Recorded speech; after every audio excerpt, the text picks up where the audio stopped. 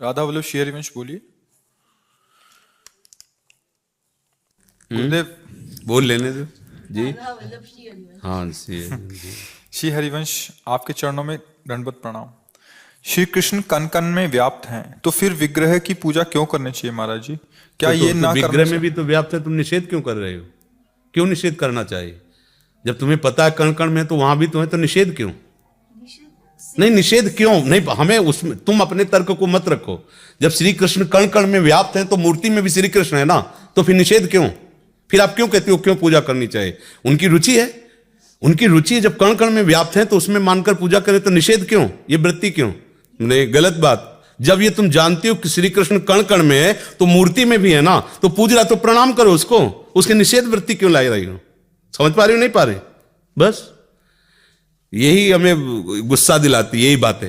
ये ज्यादा बुद्धि लगाओगे ना तो परेशान हो जाओगे। परमात्मा प्राप्ति की तो बात जाने तो आस्तिकता भी चली जाएगी। आजकल लोग यही हैं कि हम तो निराकार की उपासना करते हैं। बिना गुरु के तुम्हें ज्ञान हो जाए तो मैं बताना। गुरु आकार रूप में आता है, उसे माला पहनाते हो, प्रणाम करते हो कि नहीं करते? उसकी पूजा करते हो कि नहीं करते? तो बिना पूजा गुरु की किए तुम्हें ज्ञान हो जाएगा क्या? तो तुम गुरु की पूजा कर रहे हो, कोई अष्ट धातु की पूजा कर रहा है, कोई पांच भौतिक स्वरूप में मान के पूजा कर रहा है, कोई मृत्तिका में कर रहा है, कोई पाषाण में कर रहा है, कण कण में परमात्मा। तेरा विरोध क्यों? तेरा अज्ञान, तेरा अहंकार विरोध है। वो ज्ञान थोड़ी विरोध है। बात समझ रहे कि नहीं समझ रहे? हाँ, एक आए थे हमारे पास किसी बहुत बड़े, जिनका बहुत यश है, गंगा किनारे बैठे थे। तो उन्होंने कहा हम आपसे एक प्रश्न करें। 10-15 लोग थे। तो हम कहा जी बताइए। बोले जो मूर्ति पूजा करते हैं अज्ञानी हैं, परमात्मा निराकार है, तो साकार कैसे हो सकता है? हाँ, वो इतना असमर्थ है कि साकार नहीं हो सकता। वो इतना असमर्थ है कि साकार नहीं हो सकता। तुम्हारी सोच है। अरे जो निराकार वही साकार, जो साकार वही निराकार। कैसे? बर्फ में जल ही जल भरा हुआ है, आप उसको रख के देखो, जल हो जाएगा। जल ही और बर्फ है, बर्फ ही जल है। वो आकार धारण करे तो परमात्मा हो, ना धारण करे तो परमात्मा। ये बैर विरोध। बोले आकार की पूजा से बात नहीं बनती। तो हम कहा ठीक है, आप जिनके अनुयायी हो कभी उनको प्रणाम करते हो तुम?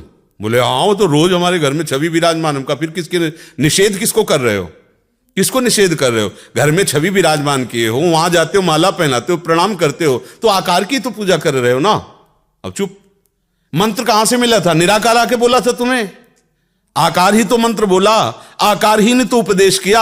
आकार में ही तो फंसे हो, आकार से ही निराकार में पहुंच जाओगे। सब जगह वही विराजमान है।